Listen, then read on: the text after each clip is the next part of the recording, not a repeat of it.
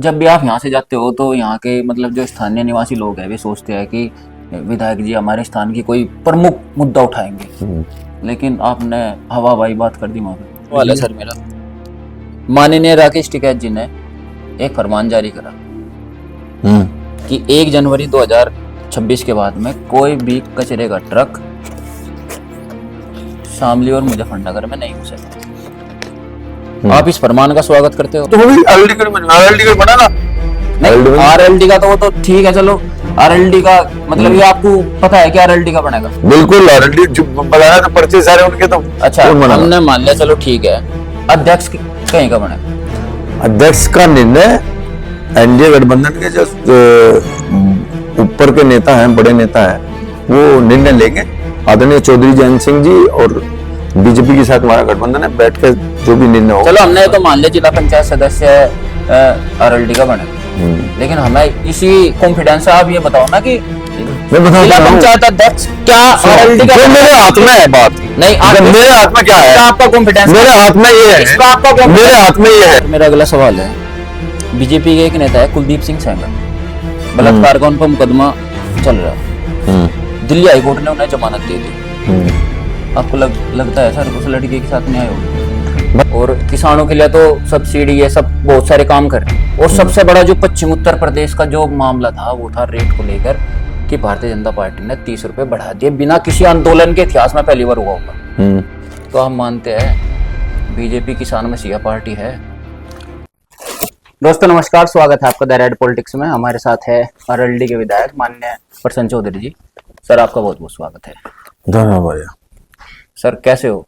मैं बिल्कुल first class, मस्ती में। 2027 की तैयारी तो चली रही। ये तो राष्ट्रीय लोकदल है, राष्ट्रीय लोकदल में तो हमेशा तैयारी रहे, कभी चुनाव एकदम खशाल। इस बार कोई चिंता है? नहीं, कोई चिंता नहीं। इस बार तो चौथ साहब का आशीर्वाद और बाबा जी का आशीर्वाद और जो बड़े बुजुर्ग हैं जी उनका आशीर्वाद जी, कोई चिंता नहीं। और बीजेपी का आशीर्वाद, बड़े बुजुर्गों में सवाल। चलो सर, सवालों का सिलसिला शुरू करते हैं हम। अभी सर लखनऊ में विधानसभा सत्र चला और वहां आपको बोलने का मौका मिला, तो शामली के क्या मुद्दा उठाया या आपने क्या गंभीर मुद्दा उठाया इस बार? देखो, मैं वंदे भारत पे बोला जी सर, और वंदे भारत एक बढ़िया प्लेटफॉर्म था, बढ़िया वो होना था उस पर जी सर, क्योंकि वंदे भारत तो एक किस्म से ये मान कर चलो कि आत्मा है जी, भारत माता, हर भारतीय की वंदना है और भारत माता की आत्मा है, हमारा संस्कार है, परंपरा है, ये सब वंदे भारत में है। तो मेरा मन था कि ऐसे टॉपिक पे बोलना बहुत बढ़िया है। तो बात विधानसभा में अपने यहाँ की बात उठाना। जी सर, मुद्दा सर, हाँ, गंभीर मुद्दा, मतलब शामली क्षेत्र गंभीर मुद्दा। हमारे यहाँ जैसे हम किसान हैं जी सर, उस पर आपने 1 मिनट बोला, किसानों की जुड़ी हुई बात हम जी कहें विधानसभा में जी जी, और जो विधानसभा का सिस्टम है जी सर, हम अभी एनडीए गठबंधन के हिस्सा हैं जी जी जी, कुछ लोग ये भी कहते हैं तुम तो सत्ता में हो, वो जायज भी बात है। हाँ सर, वो तो आप जब हम एनडीए गठबंधन का हिस्सा है, एनडीए गठबंधन की आप बीजेपी की सरकार है, तो आप तो हम सत्ता में होंगे। हाँ जी, तो कोई भी यदि वो कोई मैटर होगा शामली का जी सर, उसे हम उस वहां तो हल्ले तो उस पर उतार नहीं सकते, लेकिन हमने बहुत बढ़िया टॉपिक किसानों के लिए जो मैं समझता हूं कि शायद 20, 25, 30 साल में तो किसी नेता ने उस बात पे गौर करी नहीं होगी। वो टॉपिक क्या है, और आदरणीय मुख्यमंत्री जी को हमने वो बात रखी जी सर, वो टॉपिक था किसानों से कर्जा क्यों लिया जाता है जी, नंबर 1 बात जी सर। दूसरा, जो किसानों पे यातायात यानी कि जो वाहन जो ढुलाई कटता है सर, हाँ, ढुलाई का जो भाड़ा है, ट्रांसपोर्ट का जो भाड़ा है, यातायात का भाड़ा, वो बढ़ा दिया गया। और तीसरा मेरा मुद्दा था घटतौली 0% होनी चाहिए। क्यों घटतौली हो रही है, इस पे कोई टीम बने और तत्काल कार्रवाई इस पे हो। सर जो आपने विधानसभा में बोला ये तीनों गर्म मुद्दे हैं जी, उसमें मैं ट्रांसपोर्ट वाले की जो बात बता रहा हूं वो इसलिए अहम है जी, क्योंकि अब की बार किसान खुश है कि सरकार ने, एनडीए गठबंधन ने 30 रुपए बढ़ाए हैं जी जी। और हम धन्यवाद भी करते हैं और धन्यवाद भी करना चाहिए, खुश है।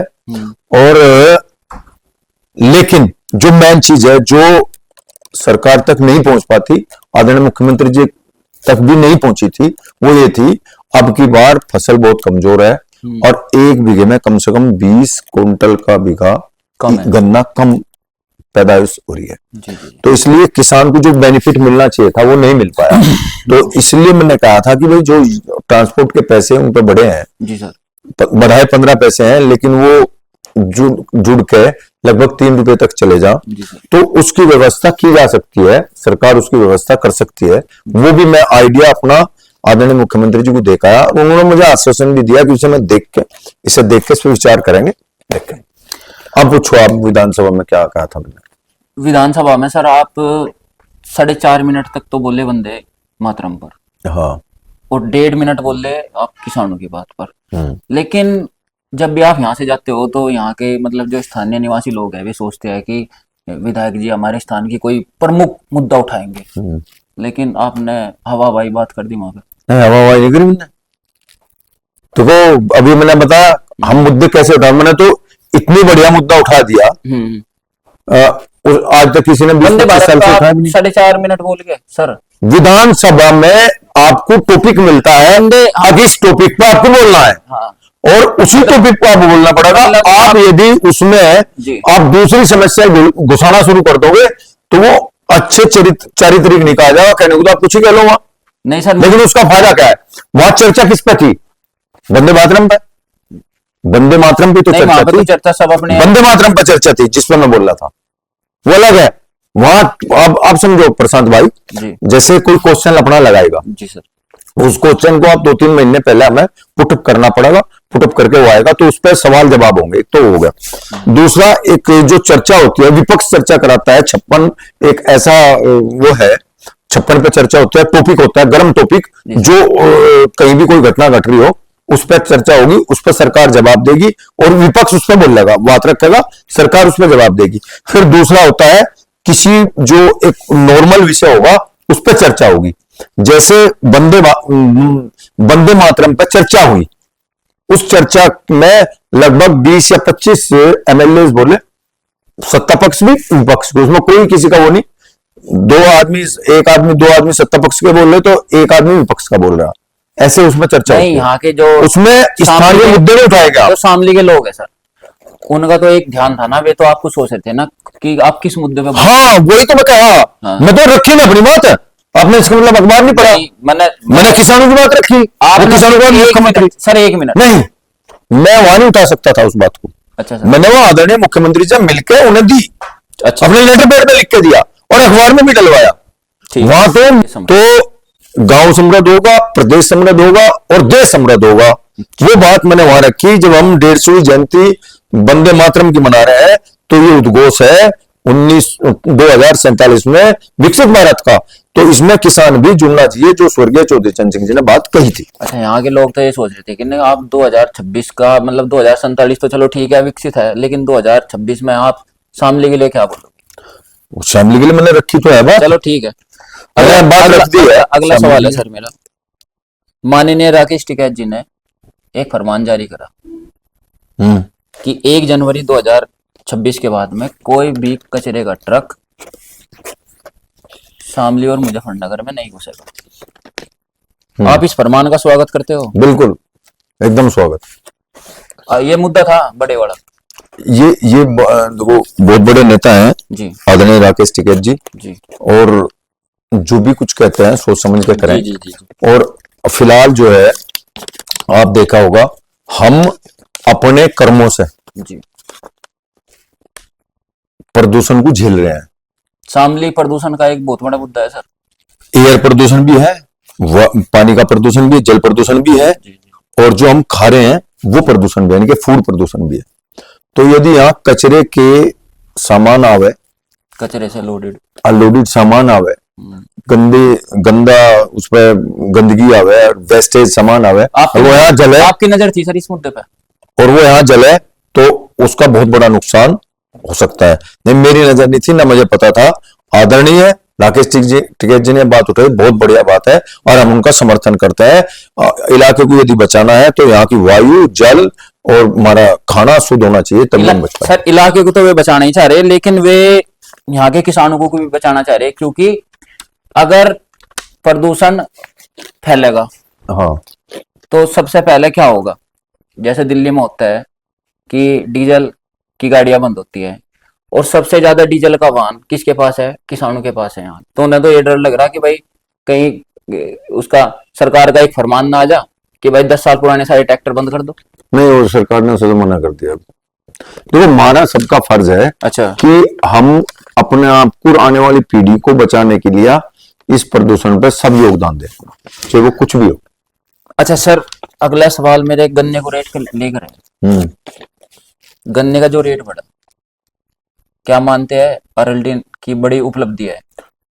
भाई देखो, आप पत्रकार हो, यूट्यूब भी चैनल भी अपना चला रहे हो जी सर, और आपको समझना चाहिए, आदरणीय मुख्यमंत्री ने 2 वक्तव्य आ लिए और उन्होंने ये कहा कि विधानसभा में भी कहा और फिर बाहर भी कहा, अब भाई भाव बढ़ाने के लिए राष्ट्रीय लोकदल के विधायक मुझे घेर कर खड़े हो जाते, धन्यवाद करण भी नहीं आ रहे, चुप बैठे हैं। तो इसका मतलब श्रेय किसको जाना चाहिए? आदरणीय मुख्यमंत्री जी को, उन्होंने भाव बढ़ाया है और लोकदल के पार्टी को। बल्कि कई सभाओं में मैंने खुद देखा है इस बात को, आपने उनका बार बार धन्यवाद करा है। हाँ, क्या है? हाँ, श्रेय है। तो उन्हें आना पड़ा मतलब सामने कि भाई मुझे भी तो धन्यवाद दे दो, रेट तो नहीं बढ़ा। आप कहने की बात नहीं समझते। उन्होंने आरएलडी के विधायकों को का सम्मान किया, अभी उन्होंने रेट बढ़वाया है कह के मेरे से। अच्छा। और बढ़ाया मैंने, सरकार ने बढ़ाया है, एनडीए गठबंधन की सरकार ने बढ़ाया, आदरणीय मुख्यमंत्री जी ने बढ़ाया। अच्छा, प्रयास हमारा भी था। अच्छा सर, जैसे एक तो रेट बढ़ा दिया सरकार ने, हाँ, ऊपर से बिजली का बिल माफ, हाँ, किसानों का जो पानी है ट्यूबवेल का बिजली माफ, बिल्कुल माफ है, और बिजली पे छूट दे रही, अपराध भी खत्म, और किसानों के लिए तो सब्सिडी ये सब बहुत सारे काम कर रही। और सबसे बड़ा जो पश्चिम उत्तर प्रदेश का जो मामला था वो था रेट को लेकर कि भारतीय जनता पार्टी ने 30 रुपए बढ़ा दिए, बिना किसी आंदोलन के इतिहास में पहली बार हुआ होगा। तो हम मानते हैं बीजेपी किसान मसीहा पार्टी है।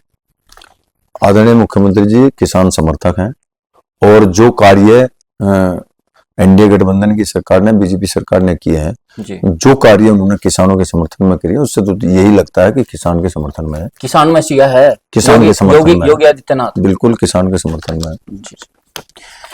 अच्छा, अभी 2026 में सर जिला पंचायत चुनाव है और हर वार्ड से कम 50 उम्मीदवार आरएलडी से उठ रहे। तो इस तरह से पार्टी मजबूत होगी या कमजोर होगी? जब पार्टी का विस्तार होता है जी और पॉपुलैरिटी होती है जी, तभी तो उससे उसके कैंडिडेट आगे चुनाव लड़ना चाहेंगे, उसके कार्यकर्ता। तो बढ़िया बात है कि हमारे 40-40, 20-20 वो आ रहे हैं कार्यकर्ता। अगर एक वार्ड से आरएलडी के 50 पर्चे आ रहे तो इससे आपकी पार्टी मजबूत हो रही है, आप कहना ये चाह रहे? बिल्कुल मजबूत होगी, देखो कितने कार्यकर्ता है। अब तो आप इस बात को आप तो जिसका मन है वो लड़ेगा।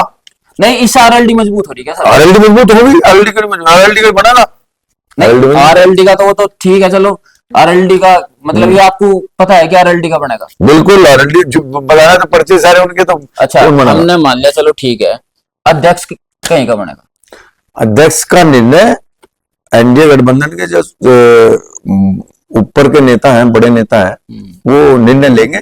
आदरणीय चौधरी जयंत सिंह जी और बीजेपी के साथ हमारा गठबंधन है, बैठ कर जो भी निर्णय होगा। चलो हमने तो मान लिया जिला पंचायत सदस्य आरएलडी का बनेगा, लेकिन हमें इसी कॉन्फिडेंस से आप ये बताओ ना कि जिला पंचायत अध्यक्ष क्या आरएलडी का? मेरे हाथ में है बात। नहीं, मेरे हाथ में क्या है? आपका कॉन्फिडेंस मेरे हाथ में ये है, मेरे हाथ में ये है भाई, 19 सदस्य है, हमारी पार्टी ने कहा कि हम 19 के 19 पे अपने कार्यकर्ताओं को जिला पंचायत सदस्य लड़ाओगे जी। तो उन्होंने तो छंटेंगे, जो अच्छा उनका काम कर रहा है वो एक को लड़ा देंगे, जो अच्छा काम कर रहा है वो कोई बता, जिसकी रिपोर्ट सही होगी वो लड़ लगा। नहीं, आप दूसरे नंबर पे रही बात अध्यक्ष की जी, अध्यक्ष का निर्णय तो चौधरी साहब लेंगे और पार्टी लेगी, एनडीए गठबंधन लेगा, मैं कैसे कह दूं?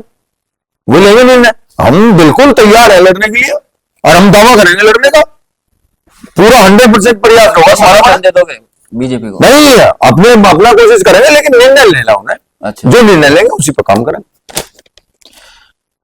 अच्छा सर, मेरा अगला सवाल है, बीजेपी के एक नेता है कुलदीप सिंह सेंगर, बलात्कार का उन पर मुकदमा चल रहा, दिल्ली हाईकोर्ट ने उन्हें जमानत दे दी। आपको लगता है सर उस लड़के के साथ न्याय हो गया? भाई ऐसा है, देखो, जो मामला कोर्ट का हो, कोर्ट उसमें सुनवाई करे। कोर्ट ने उसे जमानत दी थी, कोर्ट ने फिर उसका स्टे कर दिया। हम दूर का मामला ना, तो हमें पता इस बात सर का उस लड़की ना हम कह रहे हैं मजते। हमारा तो मतलब ये है प्रशांत, जो तू कह रहा है वही मैं कह लग रहा। भाई इंसाफ मिलना चाहिए, चाहे वो लड़की हो, बहू हो, बेटी हो, बहन हो, हमारी भी हो सकती है, उसे इंसाफ मिलना चाहिए। पर हमें ना ज्यादा का मैटर का पता, कोर्ट का मैटर है, कोर्ट ही भुगतेगा, हम नहीं इस मामले में ज्यादा। अच्छा सर, आखिरी सवाल है, अभी उत्तर प्रदेश में SIR की प्रक्रिया चली, जिसमें लगभग 4 करोड़ वोट कट गए। 4 नहीं कटे, 2 करोड़ समथिंग कटे, ये 3.25 करोड़ है। योगी आदित्यनाथ जी ने कहा था, नहीं, वो मुख्यमंत्री जी ने पूरा डाटा अब जो आया है, हाँ जी, वो 3.25 करोड़ उन्होंने कहा था कि 4 करोड़ वोट कट गए। इसकी उन्होंने निंदा भी करी। और उनका सर एक वीडियो आई थी, उन्होंने एक सभा में कहा था कि 4 करोड़ वोट में से 85 से 90% वोट, मैं दोबारा बोला सर, योगी आदित्यनाथ जी ने कहा कि 4 करोड़ वोट में से 85 से 90% वोट बीजेपी का था। 85 से 90% वोट।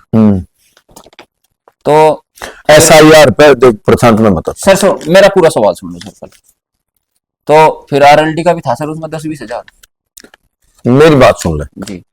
SIR पे, SIR एक प्रक्रिया थी, और उस प्रक्रिया के तहत हमें अपनी जो वोट है, यानी कि जो हमें अधिकार संविधान ने दे रखा है, जी। उस अधिकार से अपनी वोट सुरक्षित रखनी थी जी। जो वोट यहां से हटके कहीं दूसरी जगह चली गई, जो जिनकी मृत्यु हो चुकी जी, उनकी वोट, चाहे वो हिंदू में हो, चाहे वो RLD की हो, चाहे वो बीजेपी की हो, चाहे वो मुस्लिम में हो, वो तो कटेगी।